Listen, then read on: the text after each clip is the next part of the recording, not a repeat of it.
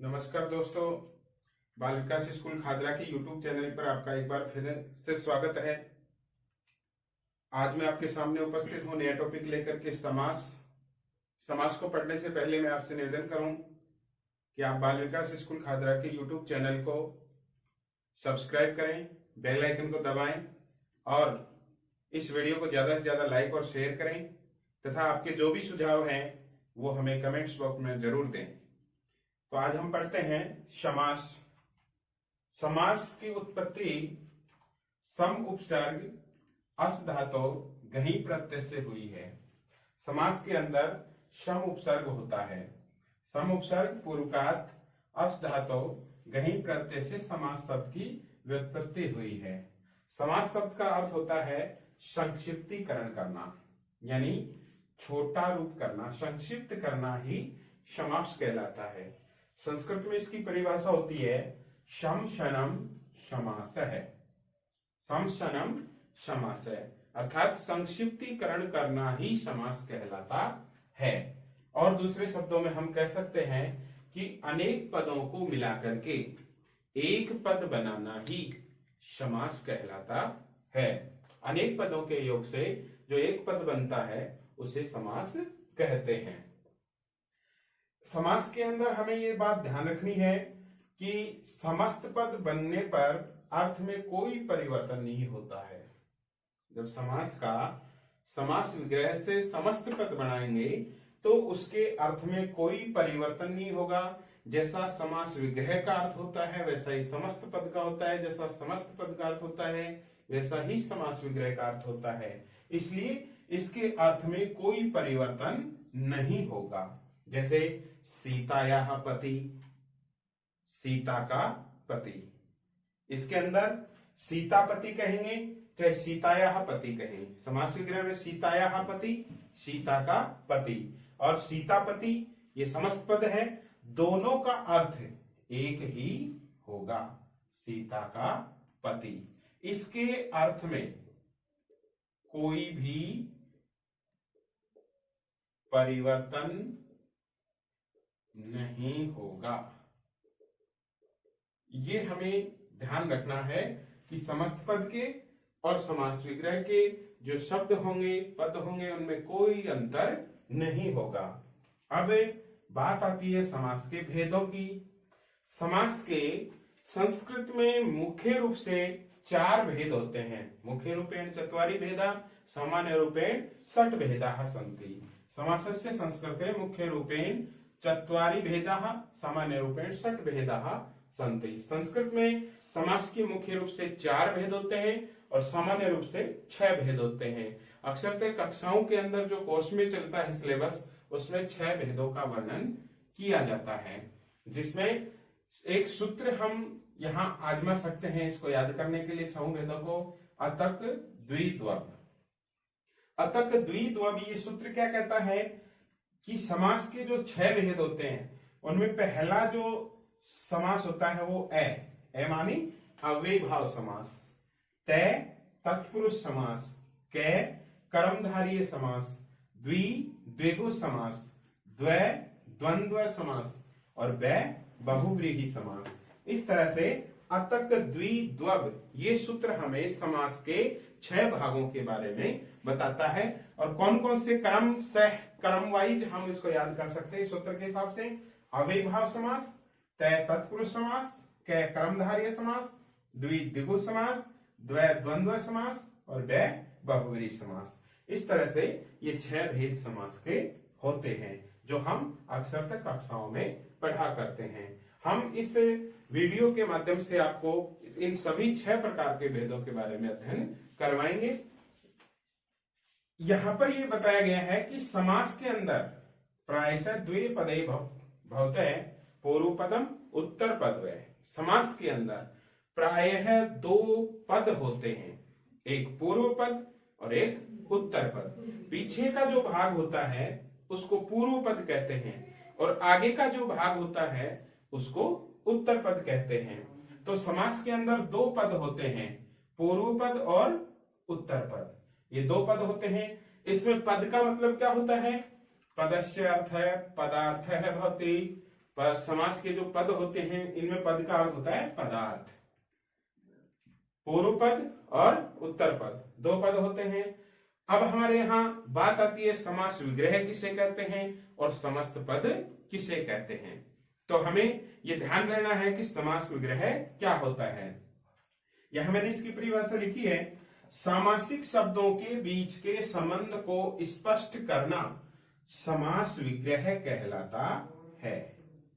सामासिक शब्दों के बीच के संबंध को स्पष्ट करना समास विग्रह कहलाता है।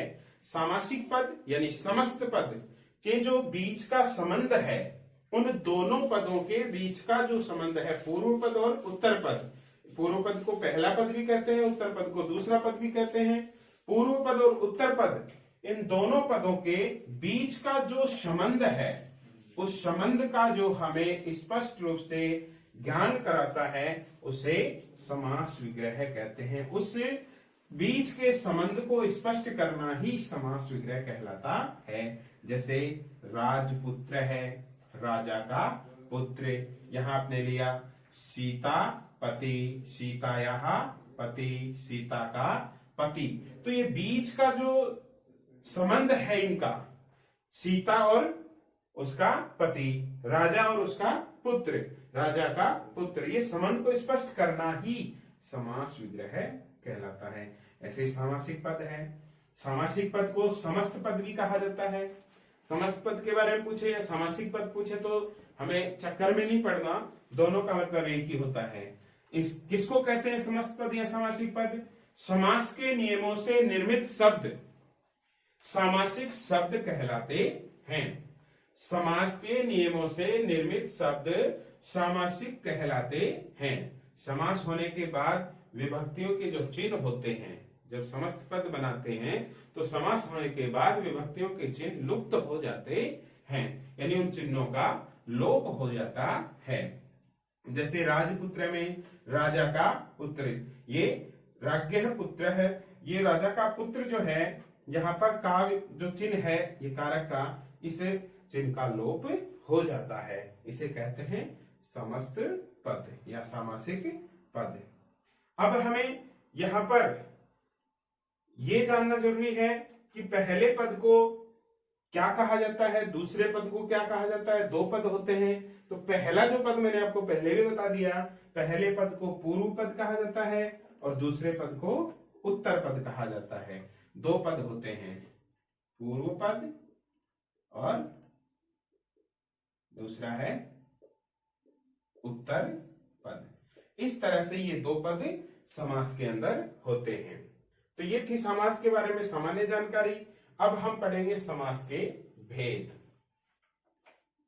जैसा कि आपने पढ़ा, मुख्यतः समास के 4 भेद होते हैं और जनरली समास के 6 भेद होते हैं, जिसका मैंने आपको सूत्र बताया था। सूत्र था अतक द्विद्वब। सूत्र के अनुरूप हम आपको लेकर के चलेंगे। सूत्र था अतक द्विद्वब। इस सूत्र के अनुरूप ए का मतलब है अव्ययी भाव समास। तय का मतलब तत्पुरुष समास। कै का मतलब कर्म धार्य समास। द्वि का मतलब द्विगु समास और द्वय का मतलब द्वंद्व समास और बै का मतलब बहुव्रीहि समास। इस तरह से ये समास के 6 भेद हैं। तो आपने जाना अतक द्विद्वब, ये सूत्र हमें क्रम वाइज समास के भेदों का ज्ञान करवाता है। ए यानी अव्ययी भाव समास, तय यानी तत्पुरुष समास, कै यानी क्रमधारय समास, द्वि यानी द्विगु समास, द्वय यानी द्वंद्व समास और बै यानी बहुव्रीहि समास। ये समास के 6 भेद हैं। इनमें हम सबसे पहले अध्ययन करेंगे अव्ययीभाव समास का।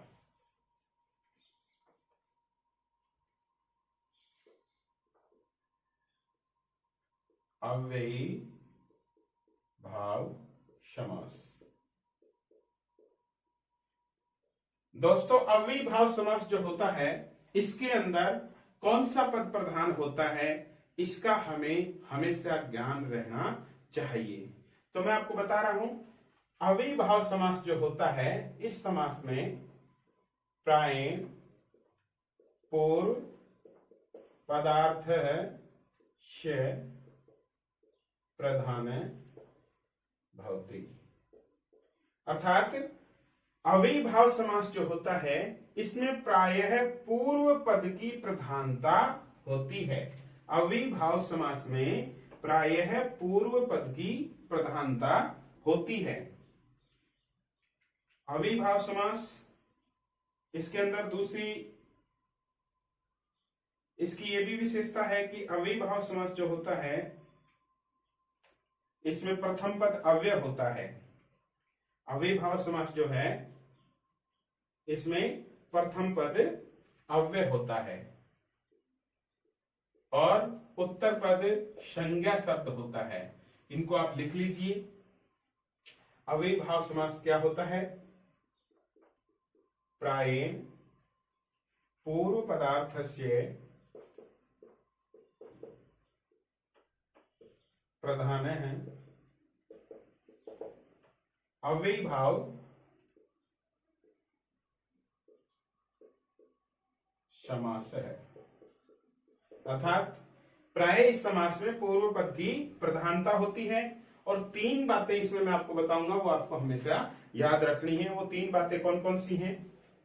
पहली बात है कि अव्ययीभाव समास जो होता है, इस समास का पहला पद कोई अव्यय होता है। इस समास का पहला पद, जिसको आप पूर्व पद बोलते हैं, कोई अव्यय। अव्यय का मतलब उपसर्ग या कोई उपसर्ग या निपात होता है।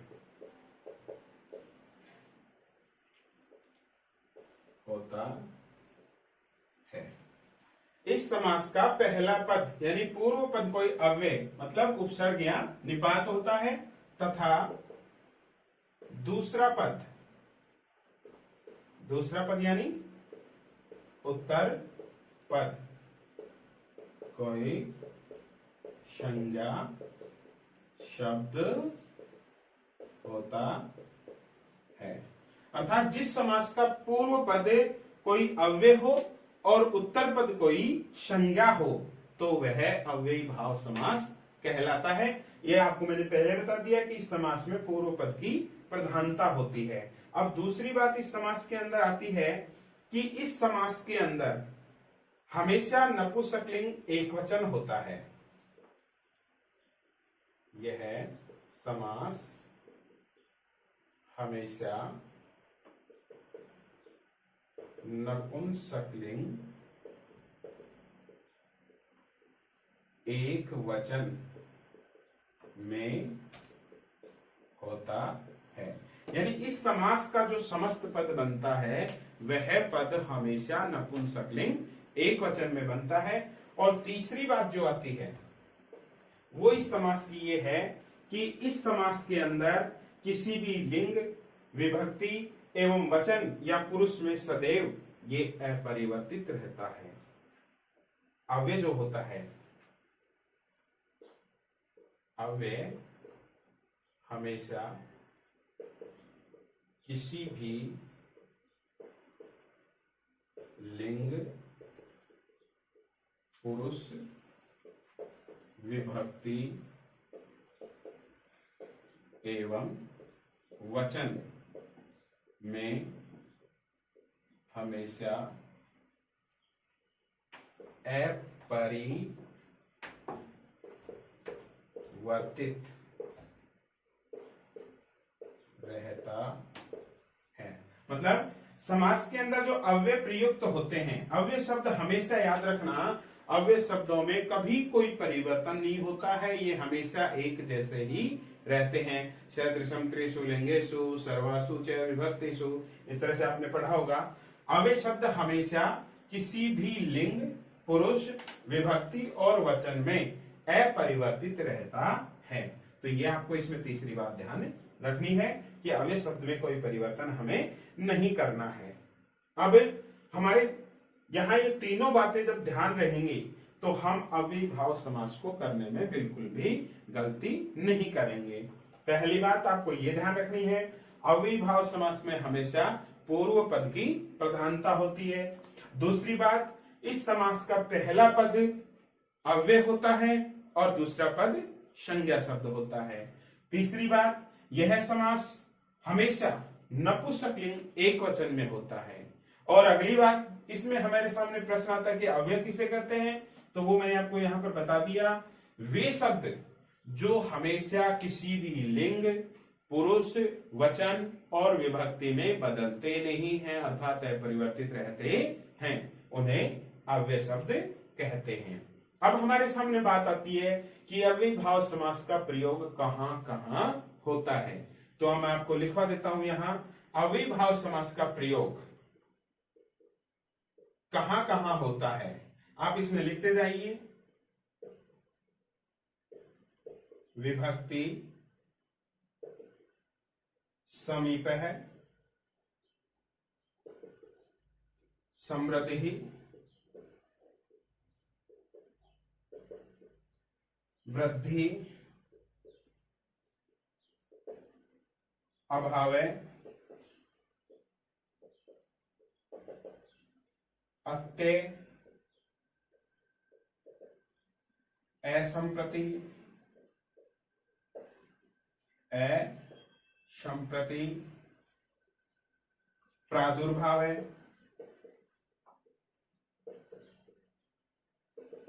असंप्रति प्रादुर्भाव, पश्चात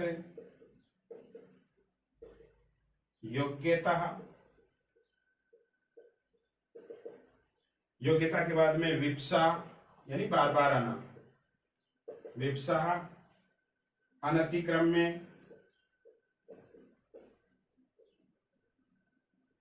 अनतिक्रम्य, अनुपूर्वे, अनुपूर्वे, योगपद्ये, योगपद्ये, सादृश्यम, संपत्ति, साकल्य है, आदि शब्दों के अर्थ में, आदि शब्दों के अर्थ में अविभाव समास का प्रयोग किया जाता है। ये ध्यान देने की बात है, ये आपको याद रखना पड़ेगा। विभक्ति समीप, समृद्धि, वृद्धि, अभाव, अत्यय, असंप्रति, समझ पा रहे हो आप लोग इसको? प्रादुर्भाव, पश्चात, योग्यता, विप्सा, अनतिक्रम्य है, अनुपूर्वेण, योगपद्य है, सादृश्यम, संपत्ति, साकल्य है। इन शब्दों के योग में अविभाव समास का प्रयोग किया जाता है। अब मैं आपको इन सभी के बारे में विश्लेषण करके बताऊंगा कि इन शब्दों के अर्थ में किस किस प्रकार से अविभाव समास का प्रयोग होता है। विभक्ति अर्थ में अविभाव समास का प्रयोग कैसे होता है, यहां पर आप ध्यान रखना। जब किसी समस्त पद में प्रथम पद अधि अव्यय लगा हो, प्रथम पद में जब किसी समस्त पद के प्रथम पद में अधि अव्यय हो तो वहां अविभाव समास माना जाता है। जब किसी भी समास, जब अविभाव समास के अंदर प्रथम पद में अधि अव्यय होता है, अधि अव्यय जहां लगा हुआ हो तो वहां हम सब जाएंगे कि यहाँ अव्ययीभाव समास है। और अधि अव्यय लगे हुए समास का जब हम विग्रह करते हैं तो इससे अधि अव्यय लगे हुए समस्त पद का विग्रह करते समय आप ये ध्यान रखेंगे कि दूसरा पद जो है, दूसरे पद में सप्तमी विभक्ति का प्रयोग करेंगे। अधि अव्यय से युक्त समास समस्त पद का संधि विच्छेद विग्रह करते हुए, समास विग्रह करते समय हम ध्यान रखेंगे दूसरे पद में सप्तमी विभक्ति लगा करके इसके आगे इति शब्द लगा देते हैं। क्या लगा देंगे? इति शब्द। जैसे अधि हरि, ये हमारे पास समस्त पद है, अधि हरि। अब यहां अधि प्रथम पद में अव्यय है, अधि अव्यय और हरि शब्द है। ये पूर्व पद हो गया और ये उत्तर पद, ऐसे दो पद होते हैं। अब पूर्व पद में अधि अव्यय है, इसका मतलब ये अव्ययीभाव समास का उदाहरण है। अब इसका समास विग्रह करते समय हम ध्यान रखेंगे कि हम जो दूसरा पद है, दूसरे पद के अंदर सप्तमी विभक्ति का प्रयोग करेंगे। हरि का सप्तमी के अंदर बनेगा हरौ और अधि की जगह हम लगा देंगे इति। अधि की जगह आपको बताया क्या लगा देंगे? इति। तो इसका समास विग्रह हो जाएगा हरौ इति। इसी तरह से अधि विष्णु, अधि विष्णु, इसका समास विग्रह करेंगे। विष्णु का सप्तमी विभक्ति के अंदर हो जाएगा विष्णु और अधि की जगह लगा देंगे इति, यानी विष्णु इति। ये अव्ययीभाव समास का उदाहरण है। जब प्रथम पद में अधि अव्यय लगा हुआ हो तो द्वितीय पद के अंदर सप्तमी विभक्ति करके उसके आगे इति शब्द लिखने से उसका समास विग्रह हो जाता है। इतना हमें ध्यान रखना है। अगला समीप अर्थ में, समीप अर्थ के अंदर हम अव्ययीभाव समास का प्रयोग कैसे होता है इसको समझेंगे कि जब समस्त पद के प्रथम पद में उप अव्यय लगा हुआ हो। क्या लगा हुआ हो?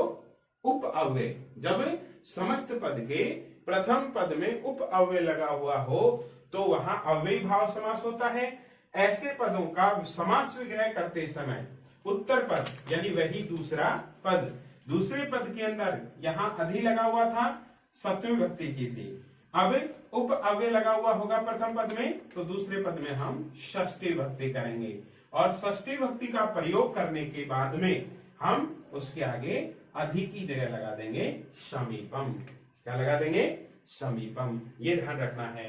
यानी उप अव्यय जब प्रथम पद में लगा हुआ है तो वह समीप अर्थ में अव्ययीभाव समास है।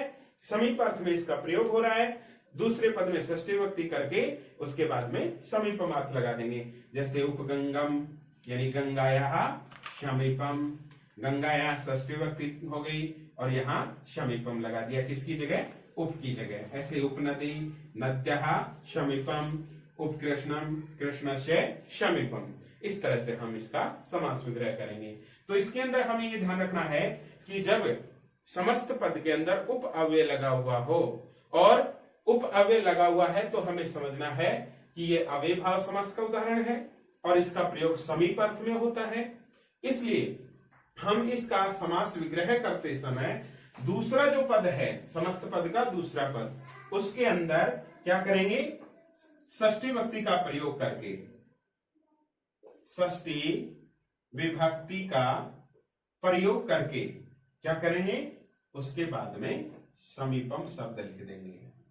किसकी जगह? उप की जगह समीपम शब्द लिख देंगे। ये हो जाएगा आपका अव्ययीभाव समास का समीप अर्थ में समास विग्रह है। उदाहरण याद रखना, उपगंगम, उपनदी, उपकृष्णम।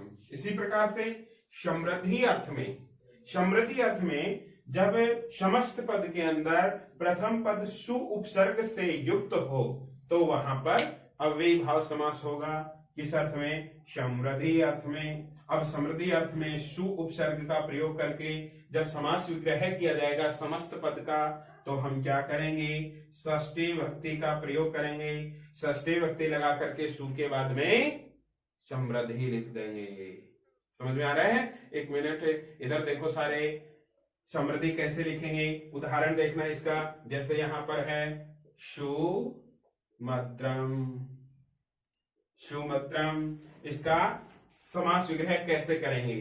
तो प्रथम पद है सु से युक्त, आगे है मद्रम, यानी मद्रम में हमें षष्ठी विभक्ति करनी है सु अव्यय होने के कारण समृद्धि अर्थ में, तो हम यहां षष्ठी विभक्ति करेंगे मद्राणाम, और सु की जगह क्या कर देंगे समृद्धि, तो यहां हो जाएगा समृद्धि, मद्राणाम समृद्धि, ये हो गया सुमद्रम। समस्त पद हुआ सुमद्रम और समास विग्रह हुआ मद्राणाम समृद्धि। इस तरह से ये आपका अव्ययीभाव समास का समृद्धि शब्द से युक्त शब्दों का समास विग्रह हुआ। अब वृद्धि शब्द से युक्त अर्थ में अव्ययीभाव समास कैसे होता है, इसका अध्ययन करेंगे।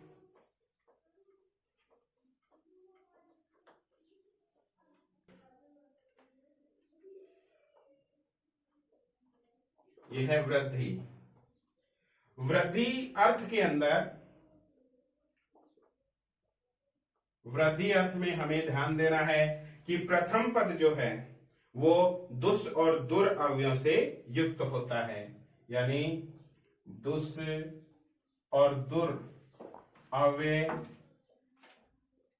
जिस पद के शुरू में हो, क्या? दुस और दुर, दुस और दुर अव्यय जिस पद के शुरू में होते हैं वहां अव्ययी भाव समास माना जाता है। और दुस और दुर अव्यय का प्रयोग करते समय हम जब समास विग्रह करते हैं, समास विग्रह करते समय, ऐसे शब्दों का समास विग्रह करते समय हमें ध्यान रखना है कि दूसरे पद में षष्ठी विभक्ति का प्रयोग करेंगे, दूसरे पद में षष्ठी विभक्ति का प्रयोग करेंगे, करके क्या करेंगे? दुर के स्थान पर, किसके स्थान पर? दुर के स्थान पर वृद्धि शब्द को लिख देंगे, दुर या दुस के स्थान पर आगे वृद्धि शब्द लिख दिया जाता है,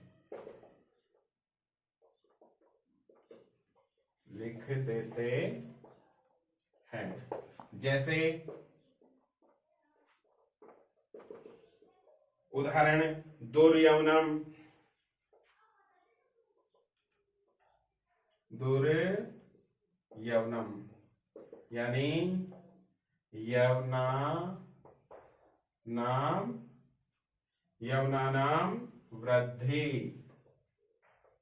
यवना नाम वृद्धि। ऐसे और भी उदाहरण हैं इसके, दुर्हुणम,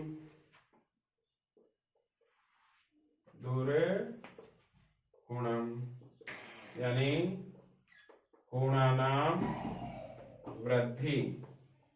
इस तरह से वृद्धि शब्द से, वृद्धि शब्द के अर्थ में अव्ययीभाव समास का समास विग्रह होता है। हमें यहाँ ये ध्यान रखना है कि जब समस्त पद के अंदर प्रथम शब्द में दुस या दुर अव्यय का प्रयोग हुआ हो तो ऐसी स्थिति में हम समझेंगे कि वृद्धि शब्द के अर्थ में इस समास का प्रयोग किया जा रहा है। और इसका विग्रह करते समय हम ध्यान रखेंगे कि दूसरे पद में षष्ठी विभक्ति लगाएंगे और षष्ठी विभक्ति का प्रयोग करके उसके आगे वृद्धि शब्द को जोड़ देंगे, तो हमारा ये अव्ययीभाव समास का समास विग्रह हो जाएगा। ऐसे ही पांचवा अभाव अर्थ में, अभाव अर्थ में भी अव्ययीभाव समास का प्रयोग होता है। अभाव अर्थ में जब प्रथम पद में निस या निरअव्यय हो, जब प्रथम पद में निस और निरअव्यय हो तो वहां पर अव्ययीभाव समास होता है। जब प्रथम पद में निस और निरअव्यय हो तो वहां पर अव्ययीभाव समास होता है। थोड़ा सा डिस्टर्बेंस हो गया या स्याही खत्म हो गई। इतने आप इसको लिख लो।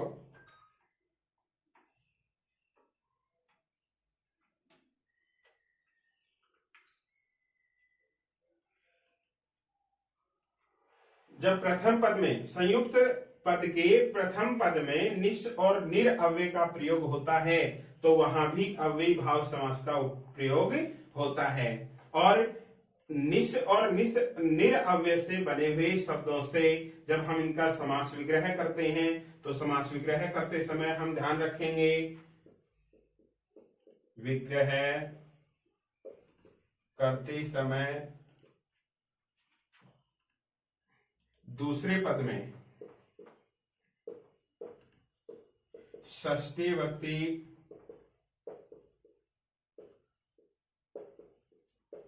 का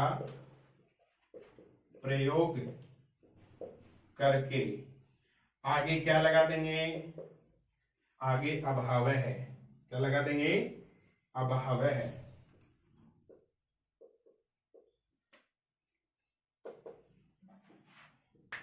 लगा देते हैं। ध्यान से समझना, जब समस्त पद के अंदर निस और निर अव्यय हो तो वह अव्ययी भाव समास का उदाहरण होता है। और ऐसे पदों का समास विग्रह करते समय दूसरे पद में षष्ठी विभक्ति का प्रयोग करके आगे अभाव लिख देते हैं। जैसे बहुत ही सुप्रसिद्ध उदाहरण है इसका, निर्मक्षिकम,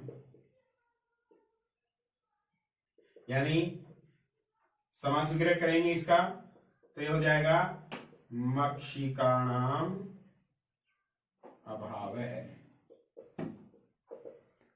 निर्मक्षिकम, यहां पर निर अव्यय शब्द था प्रथम पद में और आगे दूसरा पद था मक्षिकम, तो यहां मक्षिकम में षष्ठी विभक्ति करेंगे समास विग्रह करने के लिए। तो मक्षिकम में हम षष्ठी विभक्ति किए मक्षिकाणाम और निर की जगह लिख दिया हमने अभाव है, तो ये बन गया मक्षिकाणाम अभाव है। कौन से समास का उदाहरण है ये, अव्ययी भाव समास का उदाहरण है। ऐसे ही निर्गुणम, निर्गुणम इसका करो देखे समास विग्रह, गुणानाम अभाव है, यानी गुणों का अभाव। ऐसे ही निष्फलम,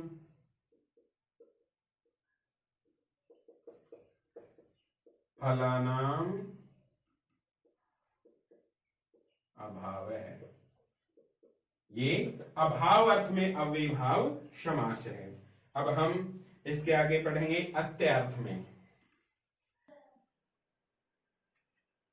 अत्यर्थ में अति अव्यय का प्रयोग होता है। समस्त पद के अंदर जहां अति अव्यय का प्रयोग होता है वहां भी अव्ययी भाव समास होता है। अति अव्यय से लगे हुए समस्त पद का समास विग्रह करते समय हमें ध्यान रखना है कि उत्तर पद के अंदर षष्ठी विभक्ति लगाएंगे और षष्ठी विभक्ति लगा करके उसके आगे अत्य शब्द लिख देंगे और हमारा समास विग्रह हो जाएगा। जैसे उदाहरण है अति शीतम, इसका शीतम में षष्ठी विभक्ति लगा करके अति की जगह अत्यः लिख देंगे, तो इसका समास विग्रह होगा शीतस्य अत्यः, शीतस्य अत्यः, ये इसका समास विग्रह। ऐसे दूसरा उदाहरण है अति धनम, यानी धनस्य अत्यः। ऐसे ही अति यौनम, यौनस्य अत्यः। इसमें हमें सिर्फ इतना ध्यान रखना है कि जब समस्त पद में अति अव्यय हो, प्रथम पद समस्त पद का प्रथम पद अति हो, जैसे यहां अति है सब में, समस्त पद का प्रथम पद अति हो और तो वह अव्ययी भाव समास होगा। अति अव्यय से युक्त पदों का समास विग्रह करते समय हमें षष्ठी विभक्ति लगानी है उत्तर पद में और षष्ठी विभक्ति लगा करके अत्य लिख देना है। अति शीतम शीतस्य अत्य है। इसी प्रकार से आता है असंप्रति ही, इस अर्थ में भी अति अव्यय का प्रयोग किया जाता है और विग्रह करते समय प्रथमा विभक्ति का प्रयोग करेंगे। विग्रह करते समय यहाँ विशेष ध्यान रखना है, प्रथमा विभक्ति का प्रयोग किया जाएगा और आगे संप्रति न युज्यते ये शब्द लिखा जाएगा। तो असंप्रति इस अर्थ में अति अव्यय से युक्त पदों का समास विग्रह करते समय प्रथमा विभक्ति लगा करके अति की जगह संप्रति न युज्यते ये शब्द लिखा जाता है। जैसे अति रोदनम, यहां रोदनम के अंदर प्रथमा विभक्ति करेंगे रोदनम, फिर आगे लिखेंगे संप्रति न युज्यते, संप्रति न युज्यते। ऐसे अति निद्राम, निद्रा संप्रति न युज्यते। इसी प्रकार से आता है पश्चात अर्थ में अव्ययभाव समास का प्रयोग होता है। पश्चात अर्थ में अव्ययभाव समास करेंगे तो इसमें आपको ये ध्यान रखना है कि प्रथम पद में अनुअव्यय होगा। जहां प्रथम पद में अनुअव्यय होगा वहां पर अव्ययभाव समास होगा, और अनुअव्यय हो तो ऐसी स्थिति में उत्तर पद के अंदर षष्ठी विभक्ति का प्रयोग करेंगे, और षष्ठी विभक्ति का प्रयोग करने के बाद में हम आगे लिख देंगे पश्चात और हमारा समास विग्रह हो जाएगा। जैसे यहां उदाहरण दिया है अनु विष्णु, यानी विष्णु हो पश्चात। दूसरा पद उत्तर पद जो है इसमें षष्ठी विभक्ति की हमने विष्णु और आगे लिख दिया पश्चात। ये पश्चात किसकी जगह किया? इस अनु की जगह किया, ये याद रखना है। ऐसे अनु हरि हरे पश्चात, ये हमारे पश्चात अर्थ में अव्ययभाव समास का समास विग्रह हुआ। ऐसे योग्यता के अर्थ में योग्यता अर्थ में भी अनुअव्यय का प्रयोग किया जाता है। अव्ययभाव समास में अनुअव्यय का प्रयोग करके योग्यता अर्थ में जब हम समास विग्रह करेंगे तो उत्तर पद में षष्ठी विभक्ति का प्रयोग करेंगे और उसके आगे योग्यम शब्द लिख देंगे। जैसे अनुरूपम, अनुरूपम यानी रूपस्य, ये षष्ठी विभक्ति हो गई उत्तर पद में, और अनु की जगह कर देंगे योग्यम, रूपस्य योग्यम। ऐसे ही अनुकूलम, कुलस्य योग्यम।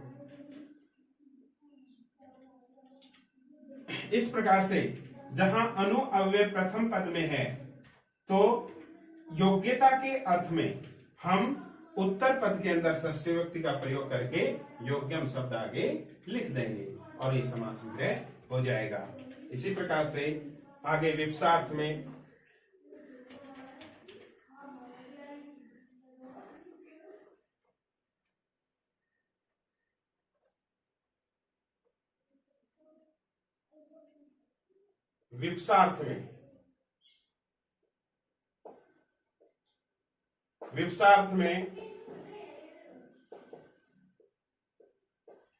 विप्सार्थ के अंदर हम प्रति अव्यय का प्रयोग करते हैं।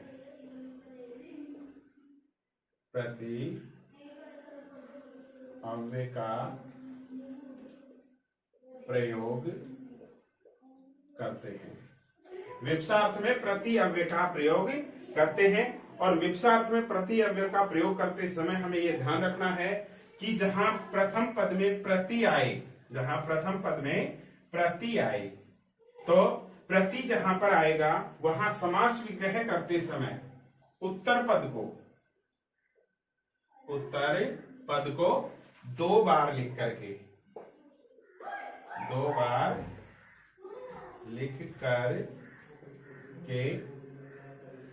आगे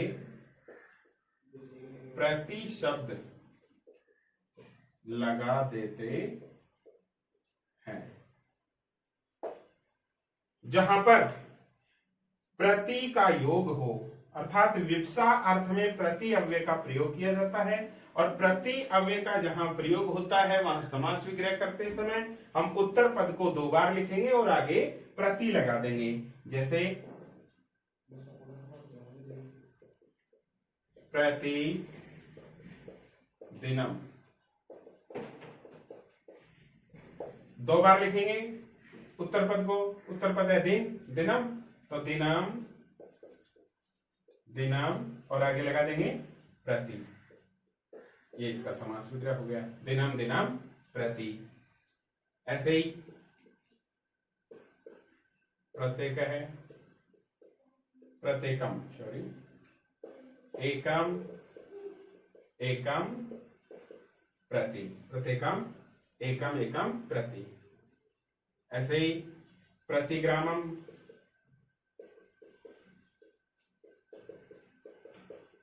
ग्रामम, ग्रामम प्रति। ये प्रति अव्यय के योग में विवक्षा अर्थ के लिए प्रति अव्यय के योग में अव्ययीभाव समास हुआ, जहां हम उत्तर पद को 2 बार लिख करके प्रति शब्द लगा देते हैं। फिर आता है अनति क्रम्य अर्थ में। अनति क्रम्य अर्थ में हम क्या करते हैं? यथा अव्यय का प्रयोग करते हैं।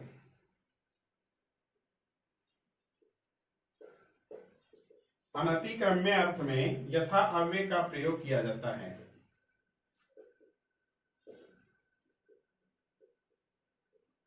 और विग्रह करते समय ध्यान रखना, हमेशा द्वितीय विभक्ति का प्रयोग होगा उत्तर पद में।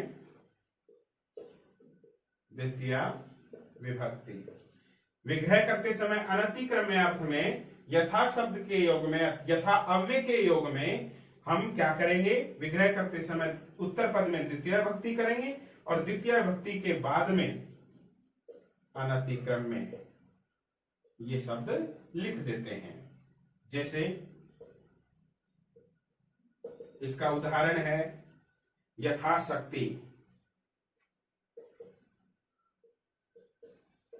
बिल्कुल सिंपल सा है, कोई हार्ड नहीं है। यथाशक्ति, इसमें 2 पद हैं, यथा और शक्ति। पूर्व पद है यथा और उत्तर पद है शक्ति। तो यहाँ यथा अव्यय का प्रयोग हुआ है, किस अर्थ में? अनतिक्रम्य अर्थ में। तो यहाँ पर समास विग्रह करते समय हम द्वितीय विभक्ति का प्रयोग करेंगे शक्ति अर्थ में। तो शक्ति का द्वितीय विभक्ति में हो जाएगा शक्तिम, और यथा की जगह लिख देंगे अनतिक्रम्य, शक्ति के अनुरूप, यथा शक्ति। ऐसे ही यथोचितम,